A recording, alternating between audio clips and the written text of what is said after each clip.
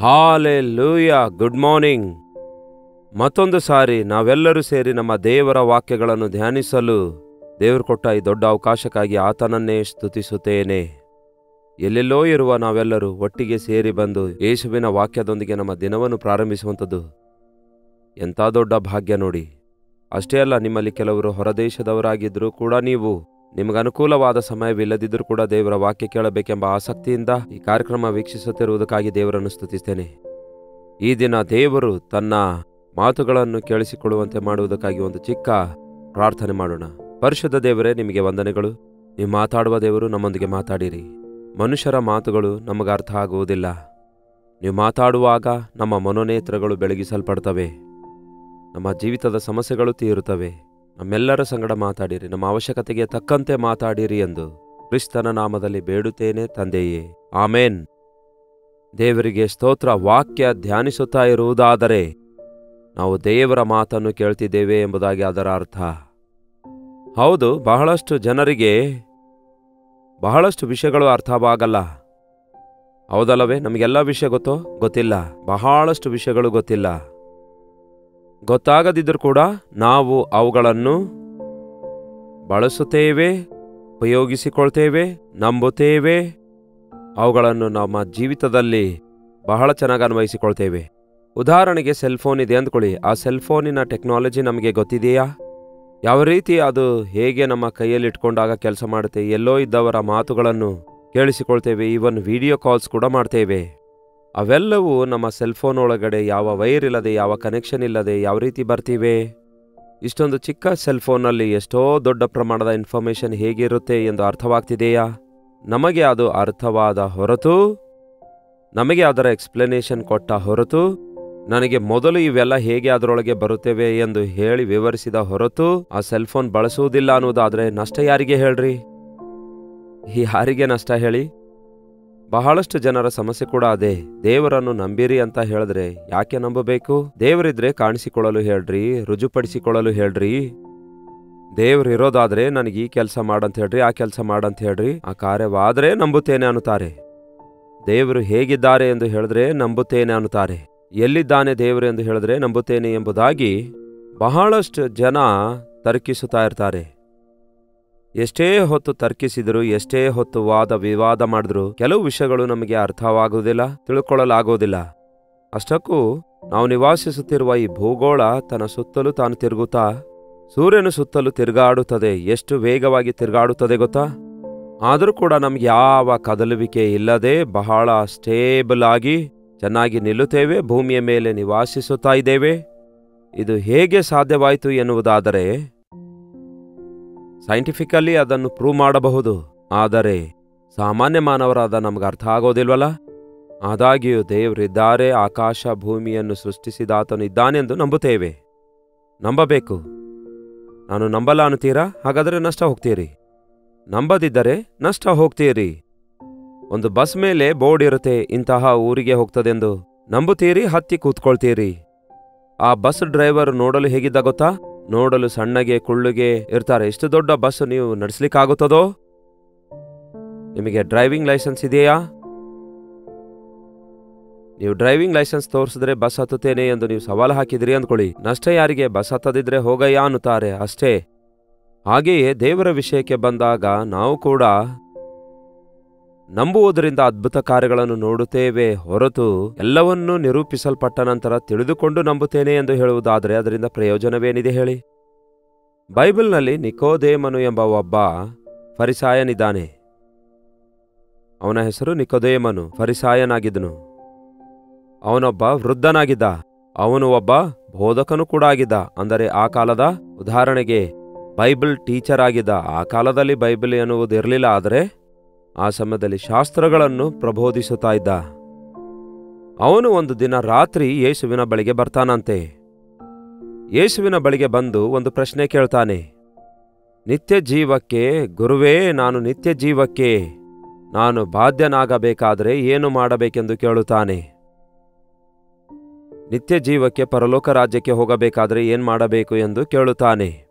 ಅದಕ್ಕೆ ಯೇಸು ಯೋಹಾನ ಸುವಾರ್ತೆ 3ನೇ ಅಧ್ಯಾಯ 3ನೇ ವಚನದಲ್ಲಿ ಹೇಳ್ತಾರೆ, ಅದಕ್ಕೆ ಯೇಸು, ನಾನು ನಿನಗೆ ನಿಜ ನಿಜವಾಗಿ ಹೇಳುತ್ತೇನೆ, ಒಬ್ಬನು ಹೊಸದಾಗಿ ಹುಟ್ಟದಿದ್ದರೆ ಅವನು ದೇವರ ರಾಜ್ಯವನ್ನು ಕಾಣಲಾರನು ಎಂದು ಹೇಳಿದನು. ಅಂದರೆ ನಾನು ಪರಲೋಕಕ್ಕೆ ಹೇಗೆ ಹೋಗಬಹುದು ಅಂದಾಗ, ಹೊಸದಾಗಿ ಹುಟ್ಟಿದಾಗ ಮಾತ್ರ ಪರಲೋಕಕ್ಕೆ ಹೋಗಬಹುದು ಅನ್ನುತ್ತಾರೆ. ಆಗ ಅವನು, ಮುದುಕನಾದ ಮೇಲೆ ಮನುಷ್ಯನು ಹೇಗೆ ಹುಟ್ಟುವುದಾದೀತು? ಅವನು ತಾಯಿಯ ಗರ್ಭದಲ್ಲಿ ತಿರುಗಿ ಸೇರಿ ಹುಟ್ಟುವುದಾದೀತೇ ಎಂದು ಕೇಳಿದ. ಅದು ಹೇಗಾಗುತ್ತೆ? ಮತ್ತೆ ಹೊಸದಾಗಿ ಹುಟ್ಟಬೇಕಾದ್ರೆ ಮತ್ತೆ ತಾಯಿ ಗರ್ಭದಲ್ಲಿ ಹೋಗಿ ಹುಟ್ಟಬೇಕೋ? ಅದು ಹೇಗೆ ನಡೆಯುತ್ತದೆ? ಹೊಸದಾಗಿ ಹುಟ್ಟುವುದಂದ್ರೆ ಏನಾಗಿದೆ ಎಂದು ಕೇಳ್ತಾನೆ. ಮಾನಸಾಂತರ ಹುಟ್ಟುವುದಂದ್ರೆ ಏನು ಎಂದು ಕೇಳ್ತಾನೆ. ಈ ದಿನಕ್ಕೂ ಅನೇಕರಿಗೂ ಗೊತ್ತಿಲ್ಲ. ಇದು ಬಹಳ ಜನರಿಗೆ ಅರ್ಥವಾಗಲ್ಲ. ಈಗ ದೇವರ ರಾಜ್ಯವು ಸಮೀಪಿಸುತ್ತಾ ಇದೆ, ಮಾನಸಾಂತರ ಹೊಂದಿರಿ ಅಂತ ಹೇಳಿದ್ರೆ ಈ ದಿನಗಳಲ್ಲಿ ಯಾರು ನಂಬುತ್ತಾ ಇಲ್ಲ, ಅಂಗೀಕರಿಸುತ್ತಾ ಇಲ್ಲ, ಮಾನಸಾಂತರ ಹೊಂದುತ್ತಾ ಇಲ್ಲ. ಕೇಳಿ ಪ್ರಿಯರೇ, ಮಾನಸಾಂತರ ಪಡು ಅಂದ್ರೆ ದೇವರಿಗೆ ಮಾರ್ಪಡು ಅನ್ನುತ್ತಾರೆ. ದೇವರಿದ್ರೆ ನನಗ್ಯಾಕೆ ಈ ಬಾಧೆಗಳು ಅನ್ನುತ್ತಾರೆ ಇನ್ನು ಕೆಲವರು. ದೇವರು ಹೇಳಿರುವ ಮಾತುಗಳನ್ನು ನಾವು ನಂಬುವುದಾದರೆ ನಮ್ಮ ಜೀವಿತದಲ್ಲಿ ಅದ್ಭುತಗಳನ್ನು ಕಾಣುತ್ತೇವೆ. ಇದು ಹೇಗಾದೀತು? ಇದು ಹೇಗೆ ಸಾಧ್ಯ? 2ನೇ ಸಾರಿ ತಾಯಿ ಗರ್ಭದೊಳಗೆ ನಾನು ಪ್ರವೇಶಿಸಬೇಕೋ? ಇಲ್ಲಿ ಬಹಳಷ್ಟು ತರ್ಕ ಇದೆ ನೀವು ಗಮನಿಸುವುದಾದರೆ. ಯೇಸು ಅವನಿಗೆ ವಿವರಿಸುತ್ತಾ ಇದ್ದಾರೆ, ಆದರೆ ಅವನು ಲೈನ್ ಪಕ್ಕದಲ್ಲೇ ಇದ್ದಾನೆ. ಅದಕ್ಕೆ ಶರೀರ ಸಂಬಂಧವಾದ ಮನಸ್ಸಿಗೆ ಆತ್ಮ ಸಂಬಂಧವಾದ ಕಾರ್ಯಗಳು ಅರ್ಥವಾಗುವುದಿಲ್ಲ. ನಿಮ್ಮ ಜೀವಿತದಲ್ಲಿಯೂ ಕೂಡ ಅನೇಕ ವಿಧವಾದ ಸಂದೇಹಗಳಿವೆ ಅಲ್ಲವೋ? ಆ ಸಂದೇಹಗಳು ತೀರಿದಾಗ ನಾನು ದೇವರನ್ನು ನಂಬುತ್ತೇನೆ, ದೇವರು ಕಾಣಿಸಿಕೊಳ್ಳುವಾಗ ನಾನು ದೇವರನ್ನು ನಂಬುತ್ತೇನೆ ಎಂಬುದಾಗಿ ಕೆಲವರು ಈ ರೀತಿಯಾಗಿ ಹೇಳ್ತಾರಲ್ಲವೇ? ಅಂಥವರು ತಮ್ಮ ಜೀವಿತದಲ್ಲಿ ದೇವರ ಆಳವಾದ ಭಕ್ತಿಯನ್ನು ಹೊಂದಿದವರಾಗಿದ್ದು ದೇವರೊಂದಿಗೆ ಸರಿಪಡಿಸಿಕೊಳ್ಳಲಾರದೆ ಭಕ್ತಿಯಲ್ಲಿ ಮುಂದುವರಿಯುತ್ತಾರೆ. ನಮಗೆಷ್ಟೋ ವಿಷಯಗಳು ಈ ಲೋಕದಲ್ಲಿ ಅರ್ಥ ಆಗೋದಿಲ್ಲ. ನಾನು ಯಾವಾಗಲೂ ಹೇಳ್ತೇನೆ, ಒಂದು ಕಪ್ಪಾದ ಎಮ್ಮೆ ಅನ್ನುತ್ತೀರೋ ಕೋಣ ಅನ್ನುತ್ತೀರೋ ನೀವು? ನೋಡಿ, ಅಷ್ಟು ಕಪ್ಪಾದ ಎಮ್ಮೆ ಅಂದುಕೊಳ್ಳೋಣ, ಹಸುರಾದ ಹುಲ್ಲನ್ನು ತಿಂದು ಬಿಳಿಯಾದ ಹಾಲು ಹೇಗೆ ಕೊಡುತ್ತೆ? ಯಾರಾದರೂ ಅದನ್ನು ವಿವರಿಸಬಲ್ಲರೋ? ಆಗೋದಿಲ್ಲ. ಅದೇ ರೀತಿ ಎಷ್ಟೋ ವಿಷಯಗಳಿವೆ. ಸೆಲ್ಫೋನ್ ಹೇಗೆ ಕೆಲಸ ಮಾಡುತ್ತೆ, ಟಿವಿ ಹೇಗೆ ಕೆಲಸ ಮಾಡುತ್ತೆ ನಮ್ಗೆ ಗೊತ್ತಿಲ್ಲ. ಅದು ಹೇಗೆ ಕೆಲಸ ಮಾಡುತ್ತೆ ಎಂದು ನಮಗೆ, ಅದನ್ನು ಕಂಡುಹಿಡಿದವನಿಗೆ ಅರ್ಥ ಆಗುತ್ತೆ ಅನ್ನೋ ನಮ್ಗೆ ಅರ್ಥ ಆಗಲ್ಲ. ಆದರೂ ಕೂಡ ನಾವು ಬಳಸುತ್ತೇವೆ. ಅದು ಹೇಗೆ ಕೆಲಸ ಮಾಡುತ್ತದೆ ನನಗೆ ಹೇಳಿದ ಹೊರತು ನಾನು ಕೊಂಡುಕೊಳ್ಳಲ್ಲ ಅನ್ನುವುದಾದ್ರೆ ನಿಮಗೆ ನಷ್ಟ. ದೇವರಿದ್ರೆ ನಿರೂಪಿಸಿಕೋ ಅಂತ ಹೇಳ್ರಿ, ಅಲ್ಲಿವರೆಗೂ ನಂಬೋದಿಲ್ಲ. ಹೊಸದಾಗಿ ಹುಟ್ಟುವುದಂದ್ರೆ ಏನೆಂದು ಬಹಳ ಚೆನ್ನಾಗಿ ಲ್ಯಾಬಿಗೆ ಕರ್ಕೊಂಡೋಗಿ ವಿವರಿಸು ಅಂತ ಹೇಳ್ರಿ, ಆಗ ನಾನು ಹೊಸದಾಗಿ ಹುಟ್ಟುತ್ತೇನೆ ಎನ್ನುವಂತೆ ಮನುಷ್ಯರು ಮೂರ್ಖತ್ವದಲ್ಲಿರುತ್ತಾ ಇದ್ದಾರೆ. ಪ್ರತಿಯೊಂದಕ್ಕೂ ಸಂದೇಹ ಪಡುವವನು ಏನು ಸಾಧಿಸೋದಿಲ್ಲ. ಹೀಗೆ ಸಂದೇಹ ಅನ್ನುವುದು ಒಂದು ಸೈತಾನನ ತಂತ್ರವಾಗಿದೆ, ಕೈಕೆಲಸವಾಗಿದೆ. ಸೈತಾನನು ನಾವು ಸಂದೇಹ ಪಡುವಂತೆ ಮಾಡ್ತಾನೆ. ಪ್ರತಿಯೊಂದು ವಿಷಯದಲ್ಲಿ ಸಂದೇಹ ಪಡಬಾರದು, ಭಯಪಡಬಾರದು, ತತ್ತರಿಸಬಾರದು, ಕಳವಳಗೊಳ್ಳಬಾರದು ಎಂದು ಎಷ್ಟೋ ಸಾರಿ ಬೈಬಲ್ ಓದುವಾಗ ದೇವರು ನಿಮಗೆ ಹೇಳುವವರಾಗಿದ್ದಾರೆ. ಸಂದೇಹ ಪಡಬಾರದು, ಕಳವಳಗೊಳ್ಳಬಾರದು, ತತ್ತರಿಸಬಾರದು, ಭಯಪಡಬಾರದು, ಕುಗ್ಗಿ ಹೋಗಬಾರದು. ಈ ಪಂಚ ವಿಷಯಗಳು, 5 ವಿಷಯಗಳು ಮೇಲಿಂದ ಮೇಲೆ ನಿಮಗೆ ಅಟ್ಯಾಕ್ ಮಾಡುತ್ತಾ ಇರೋದಾದ್ರೆ ನೀವು ಸೈತಾನನಿಂದ ನರಳಾಡ್ತೀರಿ ಎಂದರ್ಥ. ನಂಬಿಕೆಯಿಂದ ಅವುಗಳನ್ನು ಎದುರಿಸಲಿಕ್ಕಾಗ್ತಿಲ್ಲ ಎಂದರ್ಥ. ನೆಗೆಟಿವ್ ಥಿಂಕಿಂಗ್, ವಿರೋಧವಾಗಿ ಆಲೋಚಿಸುವಂಥದ್ದೇ ಸೈತಾನನ ಸಂಬಂಧವಾಗಿದೆ. ಕರ್ತನೊಂದಿಗೆ ಸಂಬಂಧದಲ್ಲಿರುವವನು ಪಾಸಿಟಿವ್ ಆಗಿ ಥಿಂಕ್ ಮಾಡ್ತಾನೆ. ನನ್ನ ಕರ್ತನು ನನಗಿದ್ದಾರೆ, ನನ್ನನ್ನು ಬಲಪಡಿಸುತ್ತಾರೆ, ನನ್ನ ಪ್ರಾರ್ಥನೆ ಕೇಳ್ತಾರೆ, ನನ್ನ ಕರ್ತನು ನನಗೆ ಸಹಾಯ ಮಾಡ್ತಾರೆ, ನನ್ನ ಕರ್ತನು ನನ್ನ ಕಣ್ಣೀರು ಒರೆಸುತ್ತಾರೆ, ನನ್ನ ಕರ್ತನು ನನಗೊಂದು ಅದ್ಭುತ ಮಾಡ್ತಾರೆ. ಹೇಗೆ ಮಾಡ್ತಾರೆ, ಯಾವಾಗ ಮಾಡ್ತಾರೆ ಗೊತ್ತಿಲ್ಲ, ಆದರೆ ತಪ್ಪದೆ ಮಾಡೇ ಮಾಡ್ತಾರೆ ಎಂಬುದಾಗಿ ನಂಬಿ ನೋಡಿ. ನಿಮ್ಮ ಜೀವಿತವೆಲ್ಲವೂ ಕೂಡ ಅದ್ಭುತಗಳಿಂದ ತುಂಬಿಕೊಂಡಿರುತ್ತೆ. ಈ ನಿಕೋದೇಮನು ಅಷ್ಟೊಂದು ದೊಡ್ಡ ಬೋಧಕನಾಗಿದ್ದು ಯೇಸು ಹೇಳಿರುವ ಆತ್ಮ ಸಂಬಂಧವಾದ ವಿಷಯಗಳು ಅರ್ಥವಾಗ್ತಿಲ್ಲ. ಕರೆಕ್ಟೇ, ನಮಗೆ ಈ ಶರೀರ ಸಂಬಂಧವಾದ, ಅಂದರೆ ಶರೀರಾನುಸಾರವಾದವರಿಗೆ ಆತ್ಮಾನುಸಾರವಾದ ಕಾರ್ಯಗಳು ಅರ್ಥವಾಗಲ್ಲ. ಈ ಲೋಕಸ್ಥರಿಗೆ ಕರ್ತನ ಸಂಗತಿ, ಕರ್ತನ ಮಕ್ಕಳ ಸಂಗತಿ ಅರ್ಥವಾಗಲ್ಲ.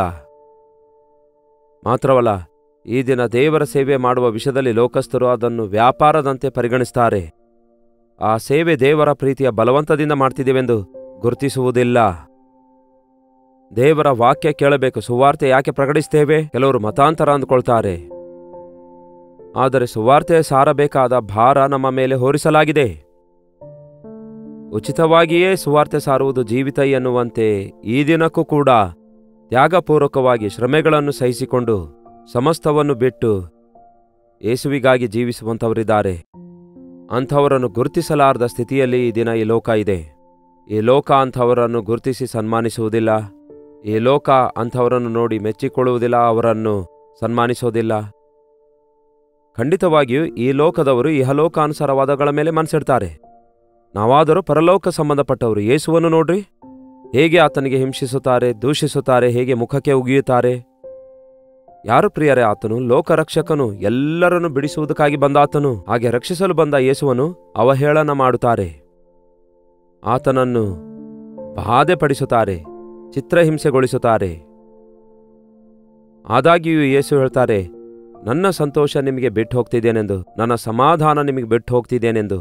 ನಾನು ತಂದೆಯ ಚಿತ್ತವನ್ನು ನೆರವೇರಿಸುತ್ತಿದ್ದೇನೆ, ಮಾನವರಿಗೆ ತಂದೆಯ ಕಾರ್ಯವನ್ನು ನೆರವೇರಿಸುತ್ತಿದ್ದೇನೆ. ತೃಪ್ತಿ ಪಡ್ತಾರೆ. ಭಯಂಕರವಾದ ವೇದನೆಯಲ್ಲಿದ್ದಂತಹ ಯೇಸು ತೃಪ್ತಿ ಹೊಂದುತ್ತಾರೆ. ಈ ದಿನ ನಾವು ಕೂಡ ದೇವರ ನಿಮಿತ್ತವಾಗಿ ಚಿಕ್ಕ ಚಿಕ್ಕ ಶ್ರಮೆಗಳು, ಕಷ್ಟಗಳು ಬಂದಾಗ ದೇವರಿದ್ರೆ ನನಗ್ಯಾಕೆ ಹೀಗಾಗಬೇಕು ಎಂದು ಕುಗ್ಗಿ ಹೋಗ್ತೇವೆ. ಆದರೆ ಯೇಸು ಅಷ್ಟೊಂದು ಅವಮಾನಕ್ಕೊಳಗಾಗ್ತಿರುವಾಗ, ನೀನು ರಾಜನೋ ಎಂದು ಪಿಲಾತನು ಕೇಳಿದಾಗ, ನಾನು ರಾಜನೇ, ಆದರೆ ನನ್ನ ರಾಜ್ಯವು ಈ ಲೋಕಕ್ಕೆ ಸಂಬಂಧಪಟ್ಟದಲ್ಲ. ಈ ಲೋಕಕ್ಕೆ ಸಂಬಂಧಪಟ್ಟ ರಾಜ್ಯವಾಗಿದ್ರೆ ನನ್ನ ಸಹಾಯಕ್ಕಾಗಿ ಈ ಲೋಕಸ್ಥರು ಬಂದು ಬಿಡಿಸುತ್ತಾ ಇದ್ರು, ಆದರೆ ನನ್ನದು ಪರಲೋಕ ರಾಜ್ಯ ಅನ್ನುತ್ತಾರೆ. ಹೌದು ಪ್ರಿಯರೇ, ನಾವು ಕೂಡ ಪರಲೋಕ ರಾಜ್ಯ ಬಾಧ್ಯರಾಗಿ ಈ ಲೋಕದಲ್ಲಿ ಜೀವಿಸ್ತಿದ್ದೇವೆ ಎಂದು ನೆನಪಿಟ್ಕೊಳ್ಳಿ. ನಮ್ಮ ನಾಗರಿಕತೆ ಪರಲೋಕದಲ್ಲಿದೆ. ಏನೋ ಹೊಸದಾಗಿ ಒಂಥರ ಮತ್ತೆ ನಮ್ಮ ನಾಗರಿಕತೆಯನ್ನು ಕ್ವಶನ್ ಮಾಡ್ತಿದ್ದಾರೆ, ರಿವಿಷನ್ ಮಾಡ್ತಿದ್ದಾರೆ, ರಿನ್ಯೂ ಮಾಡ್ತಿದ್ದಾರೆ. ಒಂಥರ ಕಾಮನ್, ಎಲ್ಲರೂ ಎಲ್ಲ ರಾಜ್ಯಗಳಲ್ಲಿ, ಎಲ್ಲ ಭಾಷೆಯವರು, ಎಲ್ಲ ಸ್ಥಿತಿಗತಿಗಳಲ್ಲಿರುವಂಥವರು ಭಾರತೀಯರೇ ಎಂದು ಪ್ರಕಟಿಸಬೇಕು. ಈ ಕುಲಮತ ಭೇದಗಳು ಇರಬಾರದು ಎಂಬುದಾಗಿ ಅಂದುಕೊಳ್ಳೋದು ಒಳ್ಳೆಯ ಉದ್ದೇಶವೇ, ಆದರೆ ಅದರಲ್ಲಿರುವ ದುರುದ್ದೇಶ ಏನೆಂದು ನಮಗೆ ಗೊತ್ತಿಲ್ಲ. ಆದರೆ ಬೈಬಲ್ ಕೂಡ ಹೇಳೋದು ಹಾಗೆಯೇ, ನಾವೆಲ್ಲರೂ ಸಮಾನರು, ಜಾತಿ ಕುಲ ಮತ ಭೇದವಿಲ್ಲ, ಹಿರಿಯರು ಚಿಕ್ಕವರು ಎಂಬ ವ್ಯತ್ಯಾಸವಿಲ್ಲ, ಸ್ತ್ರೀ ಪುರುಷರು ಎಂಬ ಭೇದವಿಲ್ಲ. ಕ್ರಿಸ್ತನಲ್ಲಿ ನಾವೆಲ್ಲರೂ ಸಮಾನವಾಗಿದ್ದೇವೆ. ಆದರೆ ಇಹಲೋಕ ಸಂಬಂಧವಾದವುಗಳಿಗೋಸ್ಕರ ಈ ವ್ಯತ್ಯಾಸಗಳನ್ನು ಉಪಯೋಗಿಸಿ ಮನುಷ್ಯರು ಈ ಲೋಕಕ್ಕೆ ತಮ್ಮ ಒಂದು ಲಾಭಕ್ಕೋಸ್ಕರವೇ ಪ್ರಯತ್ನಿಸ್ತಿದ್ದಾರೆ. ರ್ಯಾಷನ್ ಬೇಕಾದರೆ ನಿಮಗೆ ರ್ಯಾಷನ್ ಕಾರ್ಡ್ ಇರಬೇಕು, ನಿಮಗೊಂದು ಬ್ಯಾಂಕ್ ಅಕೌಂಟ್ ಓಪನ್ ಮಾಡಬೇಕಾದ್ರೆ ಆಧಾರ್ ಕಾರ್ಡ್ ಬೇಕು, ಹೊರದೇಶಕ್ಕೆ ಪ್ರಯಾಣ ಮಾಡಬೇಕಾದ್ರೆ ಪಾಸ್ಪೋರ್ಟ್ ಬೇಕು, ಹೌದಲ್ಲವೇ? ಮತ್ತು ಅದಕ್ಕೋಸ್ಕರವೇ ಆಧಾರ್ ಕಾರ್ಡ್ ತೆಗೆದುಕೊಳ್ತೇವೆ, ನಾನಿಂತಹ ಭಾರತೀಯನು ಎಂದು ಅದು ನಿರೂಪಿಸುತ್ತೆ. ನಾವು ಈ ಲೋಕದಂತೆ ಭಾರತೀಯರಾಗಿದ್ರು, ಅಮೆರಿಕನ್ಸ್ ಆಗಿದ್ರು, ಆಸ್ಟ್ರೇಲಿಯನ್ಸ್ ಆಗಿದ್ರು, ಆಫ್ರಿಕನ್ಸ್ ಆಗಿದ್ರು, ಈ ಲೋಕದಲ್ಲಿ ಯಾವುದೇ ಜಾತಿಯವರು, ಯಾವುದೇ ಭಾಷೆಯವರಾಗಿದ್ರು, ದೇವರ ಸಾರೂಪ್ಯದಲ್ಲಿ ಉಂಟು ಮಾಡಲ್ಪಟ್ಟವರೇ, ಕ್ರಿಸ್ತನ ರಕ್ತದಿಂದ ವಿಮೋಚಿಸಲ್ಪಡುವುದಕ್ಕಾಗಿ ಸಿದ್ಧಪಡಿಸಲ್ಪಟ್ಟವರಾಗಿ ಯೇಸು ತಿರುಗಿ ಬಂದಾಗ ತನ್ನ ರಾಜ್ಯಕ್ಕೆ ಆತನು ನಮ್ಮನ್ನು ಕರೆದೊಯ್ತಾರೆ. ಯೇಸು ಮಾಡಿದ ಉಪದೇಶಗಳು ಪರಲೋಕ ರಾಜ್ಯದ ಕುರಿತಾಗಿ ಮಾಡಿದ್ದಾರೆ. ಹಾಗಾಗಿ ಇಂದಿನಿಂದ ಒಂದು ವಿಷಯ ನೆನಪಿಟ್ಕೊಳ್ಳಿರಿ, ವಿಸ್ತಾರವಾಗಿ ನಿಮಗೆ ನಾನು ಹೇಳುವ ಅಗತ್ಯವಿಲ್ಲ. ಆದರೆ ದೇವರ ವಿಷಯಗಳ ಕುರಿತಾಗಿ ಯಾವತ್ತೇ ಆಗಲಿ ಸಂದೇಹ ಪಡಬೇಡಿ, ನಂಬಿಕೆ ಇಡುವಂಥವರಾಗಿರಿ. ದೇವರು ಹೇಳಿರುವುದನ್ನೇ ಮಾಡಿರಿ, ದೇವರು ಹೇಳಿರುವ ಮಾತಿಗೆ ವಿಧಿಯರಾಗಿರಿ. ಅರ್ಥವಾಗದಿದ್ದರೆ ಆತನಿಗೆ ಬೇಡಿಕೊಳ್ಳಿರಿ, ಇನ್ನೊಬ್ಬರ ಬಳಿಗೆ ಹೋಗುವ ಅಗತ್ಯವಿಲ್ಲ. ಅರ್ಥವಾಗುವಂತೆ ತಿಳಿಸಿ ಹೇಳ್ತಾರೆ ನಮ್ಮ ದೇವರು. ವೇರಿಲಿ ವೇರಿಲಿ ಅಂದರೆ ನಾನು ನಿಮಗೆ ನಿಜ ನಿಜವಾಗಿ ಹೇಳುತ್ತೇನೆ ಅನ್ನುತ್ತಾರೆ. ನಿಜ ನಿಜವಾಗಿ ನಿಮಗೆ ಹೇಳುತ್ತೇನೆ, ನೀವು ಹೊಸದಾಗಿ ಹುಟ್ಟದಿದ್ದರೆ ಪರಲೋಕ ರಾಜ್ಯಕ್ಕೆ ಸೇರಲಾರಿರಿ ಎಂದು. ನಾನು ಭೂಸಂಬಂಧವಾದ ವಿಷಯಗಳನ್ನೇ ಹೇಳಿದ್ರೆ, ನಿಕೋದೇಮನೇ ನೀನು ಅರ್ಥ ಮಾಡಿಕೊಳ್ತಾ ಇಲ್ವಲ್ಲ, ಪರಲೋಕ ಸಂಬಂಧವಾದ ವಿಷಯಗಳನ್ನು ನೀನು ಹೇಗೆ ಅರ್ಥ ಮಾಡಿಕೊಳ್ಳಲಾಗುತ್ತೆ ಅನ್ನುತ್ತಾರೆ ಯೇಸು. ಕೊನೆಯದಾಗಿ ಅಫ್ಕೋರ್ಸ್ ಆ ನಿಕೋದೇಮನು ಮಾನಸಾಂತರ ಹೊಂದಿರುವುದರಿಂದಲೇ ಯೇಸುವಿಗೆ ಶಿಲುಬೆಗೆ ಹಾಕಿದಾಗ ಅವನು ಅರಿಮಥೆಯ ಯೋಸೇಫನೊಂದಿಗೆ ಸೇರಿ ಅವನು ಸುಗಂಧ ದ್ರವ್ಯಗಳನ್ನು ತೆಗೆದುಕೊಂಡು ಕ್ರಿಸ್ತನ ದೇಹಕ್ಕೆ ಹಚ್ಚಿ ಬಂದ ನಂತರ ಸಮಾಧಿಯಲ್ಲಿಟ್ಟಾಗ ಅವನು ಸುಗಂಧ ದ್ರವ್ಯಗಳನ್ನು ತರುತ್ತಾನೆ. ಅವನು ಬಹಿರಂಗವಾಗಿ ಹೊರಗೆ ಬಂದು ಯೇಸುವನ್ನು ಅಂಗೀಕರಿಸುತ್ತಾನೆಂದು ಗೊತ್ತಾಗುತ್ತೆ. ಹೌದು, ಯೇಸು ಕ್ರಿಸ್ತನನ್ನು ನಂಬಿದವರು ತಪ್ಪದೇ ಅಭಿವೃದ್ಧಿಯಾಗ್ತಾರೆ, ತಪ್ಪದೇ ಆಶೀರ್ವದಿಸಲ್ಪಡ್ತಾರೆ. ನಂಬುವುದೇ ನಿಮ್ಮಿಂದ ಆಗೋದಾದರೆ ನಂಬುವವರಿಂದ ಸಮಸ್ತವೂ ಸಾಧ್ಯ. ಸಂದೇಹ ಪಡಬೇಡಿರಿ ಯಾವುದೇ ವಿಷಯದಲ್ಲಾಗಲಿ. ಕರ್ತನು ಹೇಳಿರುವ ವಿಷಯಗಳನ್ನು ಬೈಬಲಲ್ಲಿ ಓದುವಾಗ ಇದು ಹೇಗಾಯ್ತು ಅದು ಹೇಗಾಯ್ತು ಎಂದು ಇದು ಹೇಗಾಗುತ್ತೆ ಅದು ಹೇಗಾಗುತ್ತೆ ಎಂಬ ಅನುಮಾನವುಳ್ಳವರಾಗಿರದೆ, ದೇವರೇ ಇದನ್ನು ಅರ್ಥ ಮಾಡಿಕೊಳ್ಳುವಂತಹ ನಂಬಿಕೆ ದಯಪಾಲಿಸಿರಿ ಎಂದು ಬೇಡಿಕೊಳ್ಳಿರಿ. ಕೆಲವು ಸಾರಿ ನಿಮ್ಮ ಜೀವಿತದಲ್ಲಿ ಎದುರಿಸುತ್ತಿರುವ ಪರಿಸ್ಥಿತಿಗಳ ಮಧ್ಯದಲ್ಲಿ, ಇಕ್ಕಟ್ಟಿನ ಮಧ್ಯದಲ್ಲಿ ನಿಮಗೆ ಅರ್ಥ ಆಗದೇ ಇರುವಾಗ ದೇವರಿಗೆ ಕೇಳಿಕೊಳ್ಳುವಾಗ ಎದಕ್ಕಾಗಿ ಆ ಹಿಂಸೆ, ಆ ಬಾಧೆ, ಆ ಶ್ರಮೆ, ಆ ಶೋಧನೆ ಅನುಮತಿಸಿದ್ದಾರೆ ಎಂಬುದನ್ನು ತಿಳಿಯಪಡಿಸುತ್ತಾರೆ. ಅದರ ಒಳಗಡೆ ಇರುವಂತಹ ಅರ್ಥವು ನಮಗೆ ಎಂತಹ ದೊಡ್ಡ ಕಾರ್ಯ ಮಾಡ್ತದೆಂದು ಆ ವಿಷಯವನ್ನು ನಾವು ಗುರುತಿಸಿದಾಗ ನಾವು ಸಂತೋಷಿಸಿ ಕುಣಿದಾಡುತ್ತೇವೆ. ತಲೆಬಾಗಿಸಿ ಪ್ರಾರ್ಥಿಸೋಣ. ಪರಿಶುದ್ಧ ದೇವರೇ, ಪ್ರೀತಿಯುಳ್ಳ ತಂದೆಯೇ, ನಿಮಗೆ ವಂದನೆಗಳು. ಯಾರ್ಯಾರು ಯಾವ್ಯಾವ ಸ್ಥಳದಿಂದ ಈ ಮಾತು ಕೇಳ್ತಿದ್ದಾರೋ ಅಂತಹ ಪ್ರತಿಯೊಬ್ಬರನ್ನು ದರ್ಶಿಸಿರಿ. ಈ ಲೋಕಕ್ಕೆ ನಾವು ಪರಿಮಿತರಾಗಿರುವವರಾಗಿರದೆ ಪರಲೋಕ ರಾಜ್ಯಕ್ಕೆ ವಾರಸುದಾರರಾಗಿರಲು ನಮ್ಮನ್ನು ಸಿದ್ಧಪಡಿಸಿರಿ. ಈ ಲೋಕದಲ್ಲಿ ದೇವರೇ, ನಾವು ಇರುವಾಗಲೇ ಮಾನಸಾಂತರ ಹೊಂದಲು ಸಹಾಯ ಮಾಡಿರಿ. ನಮ್ಮ ಪಾಪ ಒಪ್ಪಿಕೊಂಡು ಬಿಟ್ಟು ಬಿಡುವುದಾದರೆ ನಿಮ್ಮ ರಕ್ತ ನಮ್ಮನ್ನು ತೊಳೆದು ಶುದ್ಧೀಕರಿಸುತ್ತೆ. ನಮ್ಮ ಹೆಸರುಗಳು ಜೀವ ಬಾಧ್ಯರ ಪಟ್ಟಿಯಲ್ಲಿ ಬರೆಯಲ್ಪಟ್ಟು ನೀವು ಕೊಡುವ ದೊಡ್ಡ ರಕ್ಷಣೆಯನ್ನು ಹೊಂದಿಕೊಂಡು ನಿಮ್ಮ ಬರೋಣಕ್ಕಾಗಿ ಕಾದು ಎದುರು ನೋಡುವಂತೆ ಸಹಾಯ ಮಾಡಿರಿ. ದಿನವಿಡೀ ನಿಮ್ಮ ಮಕ್ಕಳ ಸಂಗಡ ನೀವಿದ್ದು ಆಧರಿಸಿ ವಾಕ್ಯಾನುಸಾರವಾಗಿ ಜೀವಿಸಲು ಸಹಾಯ ಮಾಡಿರಿ ಎಂದು ಕ್ರಿಸ್ತನ ನಾಮದಲ್ಲಿ ಬೇಡುತ್ತೇನೆ ತಂದೆಯೇ, ಆಮೇನ್. ತಂದೆಯಾದ ದೇವರ ಪ್ರೀತಿಯೂ, ಮಗನಾಗಿರುವ ಕ್ರಿಸ್ತನ ಕೃಪೆಯೂ, ಆದರಣೆ ಕರ್ತನಾದ ಪವಿತ್ರಾತ್ಮನ ಸಹವಾಸವು ಕೂಡಿ ಬಂದಿರುವ ನಮ್ಮೆಲ್ಲರ ಸಂಗಡ ಇಂದಿಗೂ ಸದಾಕಾಲಕ್ಕೂ ನೆಲೆಯಾಗಿರಲಿ. ಆಮೇನ್. ದೇವರಿಗೆ ಸ್ತೋತ್ರ. ನಿಮ್ಮ ಪ್ರಾರ್ಥನಾ ಮನವಿಗಳನ್ನು 8939731313 ನಂಬರ್ಗೆ ಇತರ ದೇಶದಿಂದಲೂ ಸಹ ವೀಕ್ಷಿಸುವುದಾದರೆ ಇದೇ ನಂಬರ್ಗೆ ನಿಮ್ಮ ಮನವಿಗಳನ್ನು ತಿಳಿಯಪಡಿಸಿರಿ. ನಿಮ್ಮೆಲ್ಲರಿಗಾಗಿ ಪ್ರಾರ್ಥಿಸ್ತಿದ್ದೇವೆ, ನೀವು ಕೂಡ ಪ್ರಾರ್ಥಿಸಿರಿ. ಡಾಕ್ಟರ್ ಜೈಪಾಲ್ ಕನ್ನಡ ಯೂಟ್ಯೂಬ್ ಚಾನಲನ್ನು ಸಬ್ಸ್ಕ್ರೈಬ್ ಮಾಡಿಕೊಳ್ಳಿರಿ. ನಿಮ್ಮ ಹೆಸರು, ಊರು ಕಾಮೆಂಟ್ ಸೆಕ್ಷನ್ನಲ್ಲಿ ಬಂದು ಟೈಪ್ ಮಾಡಿರಿ. ಕರ್ತನ ಚಿತ್ತವಿರುವುದಾದರೆ ಮತ್ತೆ ನಾಳೆ ಇದೇ ಅನುದಿನದ ಧ್ಯಾನ ಎಂಬ ಕಾರ್ಯಕ್ರಮದಲ್ಲಿ ಮತ್ತೆ ಭೇಟಿಯಾಗೋಣ. ಅಲ್ಲಿವರೆಗೂ ದೇವರ ಮಹಾಕೃಪೆ ನಿಮ್ಮೆಲ್ಲರೊಂದಿಗಿರಲಿ.